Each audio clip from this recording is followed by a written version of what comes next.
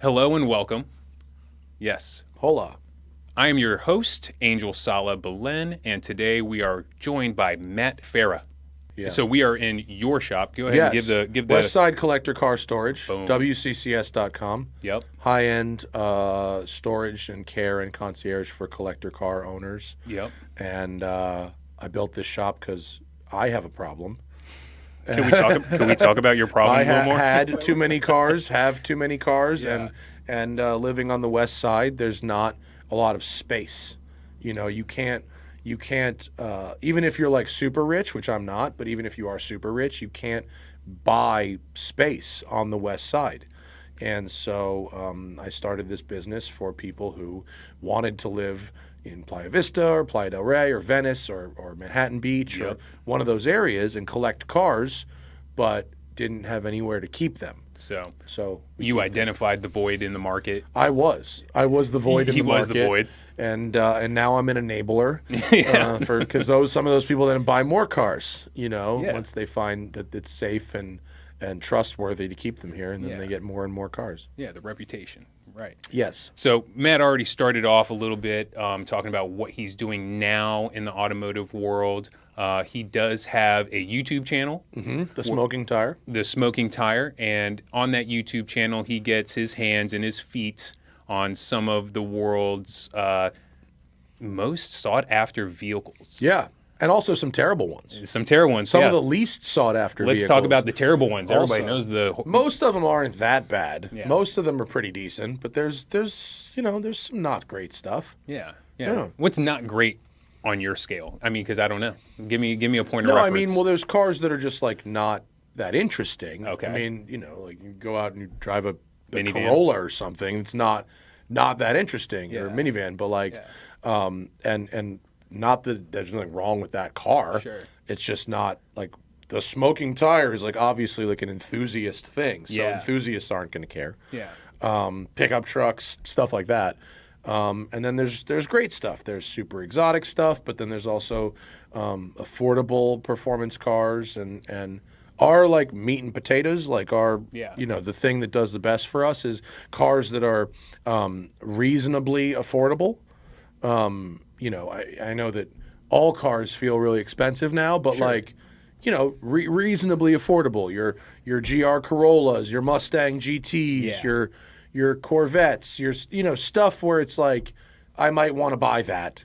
Let's see if it's good. That kind Yeah, of thing. like a real attainable thing for most Americans, I would say. Sure. I mean, Yeah. and we do we do exotic sports cars as well. You saw the McLaren that I'm driving this week is downstairs. Yeah, I mean that's awesome. And like I'm not going to be like, no, I don't want to drive a McLaren this week. Like I do.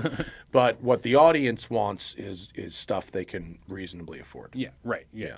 No, so the Porsches, all of that, most of us can't afford it. I would love to. Right. Also Porsches. So it's our meat and potatoes is stuff people can afford and Porsches. Porsches. Because Porsches are very, very, particularly in Southern California, it's huge. Porsches in Southern California go together really well because Yep. they're really usable. You could drive one every day to work. You could drive it in the canyons. You could drive it to the track. You could do a lot with a Porsche. Yeah. And I sort of snowballed with the Porsche thing. Like I became the guy who's driven every Porsche. For sure. And once you are that guy, then anyone who wants a Porsche, because there's so many of them, Comes to you. they Yeah. they go, well, I'm looking at the 991.2 GTS, Lord but I'm have also mercy. looking at the 997.1 GT3, but I'm also looking at the 992 Turbo S. Yeah. What do you think? And you just go, it's like, I don't know. Right. Do you want the one that has 200 pounds less because right. of carbon fiber? Or... Right. Well, exactly. What ends up happening is I can come back to them with a couple of questions Mm-hmm. that will, in a totally binary way, figure out what their values are for that car. right, it'll make the choice for them. Yeah. And then what happens is, even though they've tried to ask me a rational question, when you go back and apply reason to their choices, Yeah. you learn that there is no reasoning behind their choices. Gotcha. Like people will go, should I buy a Porsche 911 GT3 or a BMW M5?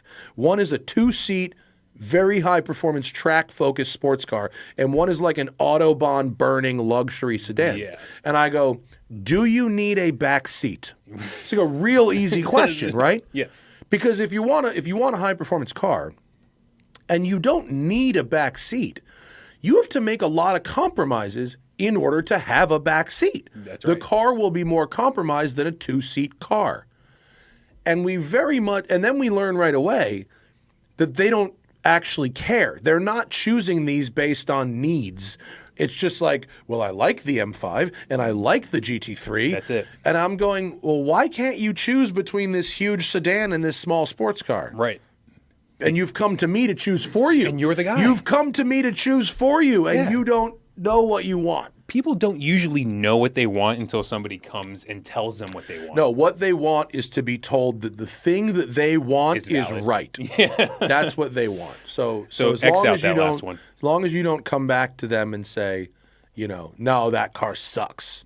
Yeah. Then you're all right. Then you can just let them fly like a bird. Back to the enabler part. Right. Yeah. Yeah. I said, whatever choice you buy, you keep it at West Side That's right. Collector Car Storage, and that's what makes you a winner. Yeah, that's right. I'm going to pick the car that fits on this. Yeah, right? 6,000 pound maximum, bro. That's it. Let's go. Yeah. That's awesome. Yeah. So out of all of these cars you've gotten your hands on, have you amassed a collection of cars? Do you have Yeah, between my wife and I, we have like 9 cars. Okay. Yeah. All right. Out of those 9, do you have a favorite? I mean, the thing is, like, they're all different. And so the thing, not everybody does this, but my car collection, I'm constantly finding a little hypothetical niche to fill, right? Yep. A little hole to plug. Yep. Well, what if I want to drive to Palm Springs for a weekend? Well, what if I want to do this event? Well, what if I need to do this? And then telling myself that it's okay to buy a car Yeah. to fill that niche. And so Sure. it's like there isn't necessarily a favorite because they're each good for these sort of different type of Yeah, things. like I'm not going to wear these shoes, to go hiking. And I Right. wear hiking to go dance. Right. Yeah. So it's that kind of thing. Yeah, right. They spread across. Yeah. There are some like themes. Yeah. What are they? I like manual transmissions. Okay. I like typically naturally aspirated engines. Yep. And most importantly, like the things that I buy, and if I review a car, I try and put myself in everybody's shoes. Whereas when people want to know what I buy, Yeah. because I'm the guy who drives everything. Yeah. Sure. But But like what I buy and like what you should buy are like not the same thing. Right. And I want you to be happy. Yeah. And if I just tell you to buy the thing that I want to buy, Yeah. you might hate it. yeah. Well, you're not wearing the same clothes. You're Right. not dressing the same. Obviously Right. not picking the same ways of life. So Right. why would you pick the same car? Right. Well, you should live exactly like me. But besides that, Everybody should live like you. Everyone should live just like me. But so like I have a Lamborghini Countach. Like that's the game over, right? Like if you're talking about a guy in his early 40s collecting cars, that's it. There's nothing above that. Maybe like an F40 or something. But even then, Countach, I would argue, is more dramatic than F40. Do you have a Miami Vice outfit that you wear with your Countach? No. You have to get one. No, I have. When I drive that car, Yeah. I try to dress as like schlubby as possible. Really? Yeah. Okay. Yeah. I want to look. It's mesh shorts, flip flops. The Adam Sandler. Yes. Yeah. It's Sandler core. Yeah, Is Sandler how core. I dress driving that car. It's the move. Yeah. Yeah. And mainly flip flops because I have to take my shoes off to drive it because the pedal box is really small and I have big Oh, feet. nice. Not because of like dirt, but Yeah, like yeah. literally my feet won't fit Was in it the pedal box. The gearbox is too wide or something? In there? No, just like it's meant for like little Italian people. So it's like this. It's like this wide. Not all and, Italian yeah. people are little, but Yeah, right. Okay, it's not for like Rocco Siffredi over here. Yeah. But every other Italian Balboni very small. Yeah. So that and I have a Porsche. A 718 Spider, Boxster Spider that I put a hot rod engine in. I took the engine out and put in a 4.5 liter high compression racing engine.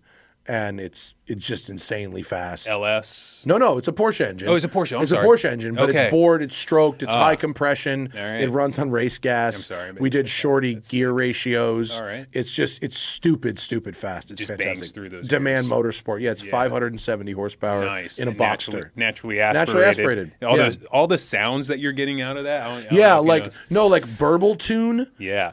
is copying what this engine does Naturally. normally. Yeah. Yeah. I have an Acura NSX that's lovely, an older one. They're Yeah. great. I have a Ferrari 328, which is great because it's got that old Ferrari vibe, but it's new enough that it works properly. Yep. And it's not original. Like some of my car, my NSX is like very low miles, highly original, mint cherry. Yeah. The Countach has some miles on it, but it's also very original. Yep. The Ferrari has been painted like 4 times. Okay. Like nothing is original. So Yeah. like it looks fine. Yeah. It's not like modded. Like it's just like everything's been replaced at least once. Yeah. And it's the original color, but it's not the original paint. It's not the original leather, and it's got like 45,000 miles on it. And what's great about that is I can just use it as a car. You can have fun. Yeah. I just use it like I'll go to the grocery store, I'll run errands in it. Like it's not like a special occasion car. It's an all the time car. That's right. So we were speaking to someone that had like a mint collection. Yeah. And I mean, he was saying that it was so difficult for him to get over the fact of taking it out onto the road. Sure. He's like, I can't drive this thing. Yeah. He's like, I gotta put it in a trailer and take it to a car show. Then I get to enjoy it with people. I can't live like that. That's right. And so my NSX is mint, but like I put paint protection film on it, and I will drive it. I'm not afraid to drive it. Yeah. I did have a car. I had an E46 M3 that was so mint, like literally it presented as new. Yep. And I would wash my hands before I drove it, and I would only wear like sweatpants. I wouldn't wear blue jeans. So you didn't get the so I didn't mess dye. up the leather. Yeah. And after about a year, I was just like, this is dumb. This like is I crazy. can't. I'm not enjoying this actually. We actually have a similar. I don't have an M3. I have an E46, 2001 E46. I love that. They're thing. great. I drive that slow car fast. Yeah. And I love the feel of it. Yeah. And I'll just start ripping and tearing through those Virginia, mountains. Yeah. And I love it.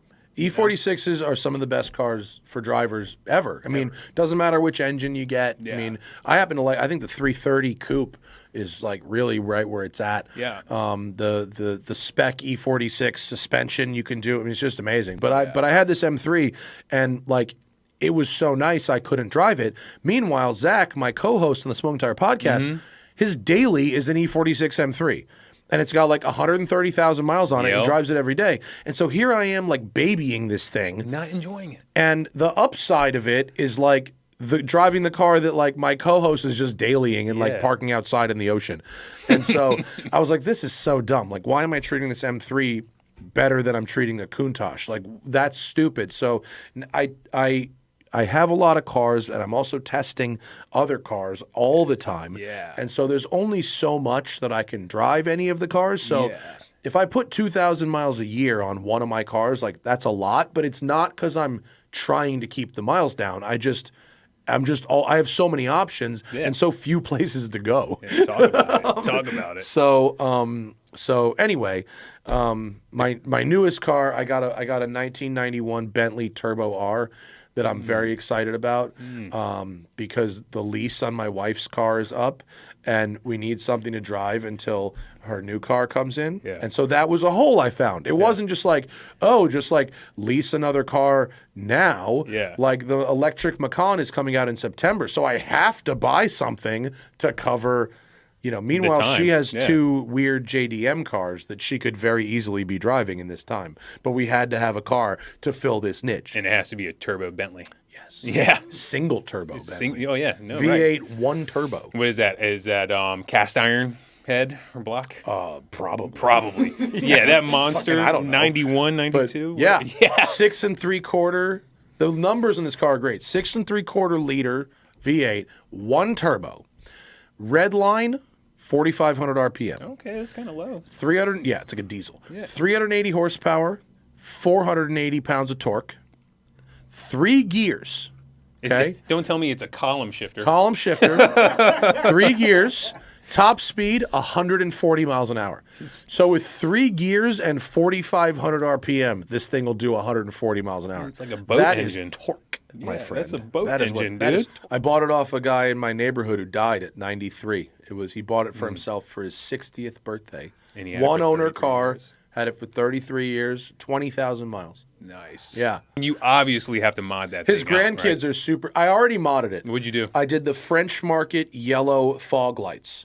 Hey, that's So fun. it looks like when you roll up, it looks like a mafia boss named Jacques is here to come murder you. Yeah, It's great. Yeah, that's the way you're And I put supposed to Bluetooth feel. and I put Bluetooth in it. In a Bentley, of course. Yeah, it needed Bluetooth. You needed Besides that, it's fine. Does it have? Does it have anything in the market where you can kind of like make it work to do you mod it mean? up? Like any kind of like bolt-on things in the market that would match up? I mean, like, it's not. It's but so there are some things you mean- can do. The stuff that you would do to it is stuff off of later Bentleys. Okay. So if you got the cylinder heads off of the 97 Bentley Turbo R, Yeah. you could get in 94 they went from a 3-speed to a 4-speed, so you could upgrade that. Okay. You could do like a gear vendor's overdrive. You could do like different final drives. You can't really do much in the way of wheels. There's only one tire size that fits these cars, and they're these Avons, and they're so expensive. They're like $500 a corner. It's not like fun in that performance. What's fun about it is to cruise. the essence of it. Yeah, it's Yeah. the leather and the wood and the metal and the torque and I drove it to Vegas a couple weeks ago. Yeah. The best. Yeah, I bet. The best. I bet it felt like you were just riding on a Yeah. cloud. Yeah, I mean, it's a hydraulic suspension, so it's sort okay. of it's sporting, but it's like a Citroen kind of. It's really really nice. The only thing I would ever do the only thing I think it needs, Yeah, let's hear it. is possibly that 4-speed gearbox. Okay. But For the overdrive. yeah, because at 85 miles an hour, you're turning like 2,400 RPM. When it doesn't need that at all. When you're cruising around town, it upshifts at like 1,800 RPM. So it's like there should be another gear there. Yeah, yeah. And obviously Bentley figured that out eventually. Later on, right. But for what it would cost to do the swap, I don't care. Yeah. Like, Yeah, I'm going to save a little fuel economy, maybe add a little but like, the experience. I have a lot of experience in my life. I don't wrench. Yeah. I don't know if you guys know this. I don't You're not wrench. getting your hands on. No, Yeah. I don't wrench. Just drive. I drive, I make videos, I create content, but and there's people that look down on me for not wrenching. Yeah. I don't care. Yeah, yeah. I don't care. I don't wrenching hurts me physically. Yeah. I don't enjoy it. That's it. I don't get there's people who do, bless them. I will work hard at my job to So pay you don't them have to. Yeah. to do and also I don't want to get in a car and drive it fast when I've worked on it. Yeah. I want a professional to work on it so I can go push the car and it's good. Hard. Yeah. Yeah. Yes, I've been starstruck, I suppose, by a couple of cars. And it's not like make model. I've seen all that. I mean, there's weird, like really, really, you get used to stuff. So it takes some pretty weird, Unique. to really be like, wow. Yeah. But like the Back to the Future DeLorean, the hero car post restoration when it was revealed at the Peterson up close. Back to the Future was a very important movie for me, from a car perspective, from a filmmaking whatever perspective, all that stuff, childhood perspective, what have you. So to sit in and touch and experience the Back to the Future car was very important. A lot of full circle things. Yeah. Kind of. Ayrton Senna's Formula One car at Woking in McLaren. When I got near that car, I got sort of this warmth vibe that I thought was very unique. Did he win the Formula One championship? Yes, many times. Many times. How Yeah, many times did he win that? Someone's going to get mad if I get this It's wrong, wrong, but yeah. I want to say 6. Like- It's either 4 or 6. Yeah, like he was the guy before Lewis Hamilton. Like he held Well, that, right? Schumacher, it was Senna, then Schumacher, and then But did Schumacher and hit then 6? Vettel, and then Hamilton. Yeah, but did Schumacher, I think, might have got. I think Senna got 4 or 5. Schumacher had 6. Okay. And then Vettel had, I think, 4 or 5.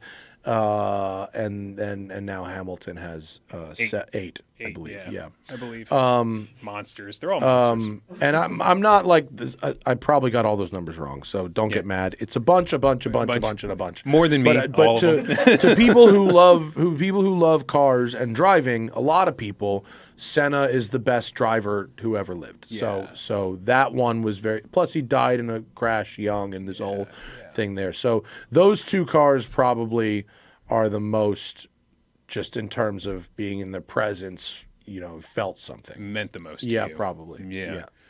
Okay. All right. So, I mean, I think he kind of hit on that last little question that we were going to. Yeah. But, talking about a car or a moment that you that changed your life, whether that was a car ride from, the hospital with your firstborn or... I was going to say, I don't remember being brought home from the hospital when I was a baby, but Damn, if you did, though, you're breaking the into idea something. that I would have a kid, That would be amazing. and here's how not kids I am. Yeah, the let's hear it. idea that I would have a firstborn and bring them home from the hospital was so foreign that I interpreted that question as being the baby. That's how bad I'm not I having thought I was kids. anti-kids for a while, yeah. That's how many kids I'm not having. I mean, look, you told me this question was coming, so there's a few. There's when I was like 5 and my dad brought me my first ever car magazine, and it had the DeLorean on the cover, and this leads to Back to the Future, but the DeLorean was it's most people who know about cars know that it wasn't a very good car, but that doesn't matter to a 5-year-old. Right. To a 5-year-old, it looks like a spaceship, which is part of a bit in Back to the Future where they pretend it's a spaceship. But seeing the image in the magazine of that car made me learn that cars could be more than this thing mom and dad drove me around in, and they could be special. So there's that. Then there's like my 9th birthday when my parents got me a go-kart, and now I'm driving. Now I was like the fat kid. I wasn't very fast at running. I wasn't that great at sports. If you've seen the movie Heavyweights, maybe you can relate. But now I'm driving a go-kart, and I'm good. I'm getting good at that. And now you're getting fast. And I'm fast. I can go fast. Yeah. So there's that, and then there's stuff like that. First time I drove a Ferrari. There's a bunch of those other firsts. Yeah. And there's not one moment. If I had to go back to one, I would do the car magazine one. That was the one where it was like cars are special. Yeah. Cars are more than transportation. Yeah. And so that was a Road and Track magazine, and now of course I get to write for Road and Track magazine. So there's a circle there. Yeah, full circle. Yeah. If any of our viewers have a question for Matt, go ahead and drop it down into the comments, and we will try to answer you. You can find my car review videos at the Smoking Tire YouTube channel. You can find my podcast, the Smoking Tire Podcast, at youtube.com/TheSmokingTire Podcast, or download it on any podcast platform that you choose. It's on all of them. You can read me every month in Road and Track magazine. I'm the editor at large. And if you're in Los Angeles and you want the best, most thorough, safest place to keep your car, Westside Collector Car Storage in the South Bay and Playa Vista, 2 locations.